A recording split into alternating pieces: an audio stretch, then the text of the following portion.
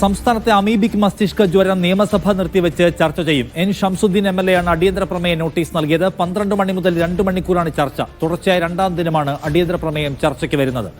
സെയ്ഫ് സൈനുലാബ്ദീൻ തിരുവനന്തപുരത്ത് നിന്ന് വിവരങ്ങളുമായി. സെയ്ഫ്, ഈ കാര്യത്തിൽ പ്രതിപക്ഷം ഉന്നയിക്കുന്ന പ്രശ്നം എന്താണ്? സംസ്ഥാനത്ത് ഈ രോഗബാധ വലിയ രീതിയിൽ വർദ്ധിച്ചു വരുന്നു എന്നുള്ളതാണ് പ്രതിപക്ഷം അടിയന്തര പ്രമേയ നോട്ടീസിലൂടെ പറഞ്ഞിരിക്കുന്നത്. തിരുവനന്തപുരം സ്വദേശിയായ ഒരു യുവതി ഇതിനോടകം തന്നെ മരണപ്പെട്ടു. സംസ്ഥാനത്ത് മരണങ്ങളുടെ എണ്ണം കൂടി വരുന്നുണ്ട്. അതിനൊപ്പം തന്നെ ഈ അസുഖം എങ്ങനെയാണ് വരുന്നത് സംബന്ധിച്ചൊരു വ്യക്തത ആരോഗ്യവകുപ്പിനില്ല. ആരോഗ്യവകുപ്പ് ഈ വിഷയത്തിൽ കർക്കശമായി ഇടപെടുന്നില്ല. അതുകൊണ്ടാണ് ഈ രോഗബാധ വർദ്ധിച്ചു വരുന്നത്. അതുകൊണ്ട് ഇത് സഭ നിർത്തിവെച്ച് ചർച്ച ചെയ്യണം എന്നുള്ളതാണ് അടിയന്തര പ്രമേയ നോട്ടീസിലൂടെ ലീഗിന്റെ MLA ആയ എൻ ഷംസുദ്ദീൻ ആവശ്യപ്പെട്ടത്. ഇത് എടുത്ത ഉടനെ തന്നെ ഇത് പൊതുസമൂഹത്തിന് മുന്നിൽ വലിയ ആശങ്കകൾക്ക് വഴിവെക്കുന്ന വിഷയമാണ്. ചില തെറ്റിദ്ധാരണകൾ ഇതുമായി ബന്ധപ്പെട്ട് പടർന്ന് പന്തലിക്കുന്നുണ്ട്.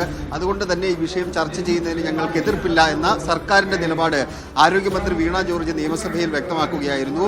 അങ്ങനെയാണ് തുടർച്ചയായ രണ്ടാം ദിവസം അടിയന്തര പ്രമേയം ചർച്ച ചെയ്യാൻ വേണ്ടിയുള്ള തീരുമാനത്തിലേക്ക് സഭ എത്തിച്ചേർന്നിരിക്കുന്നത്. 12 മണി മുതൽ 2 മണിക്കൂറാണ് ഈ വിഷയത്തിൽ ചർച്ച നടക്കുന്നത്. ഈ സർക്കാരിന്റെ കാലത്ത്, അതായത് രണ്ടാം പിണറായി സർക്കാരിന്റെ കാലത്ത് 15ാമത്തെ അടിയന്തര പ്രമേയ ചർച്ചയാണ് ഇന്ന് 12 മണിക്ക് നടക്കാൻ പോകുന്നത്.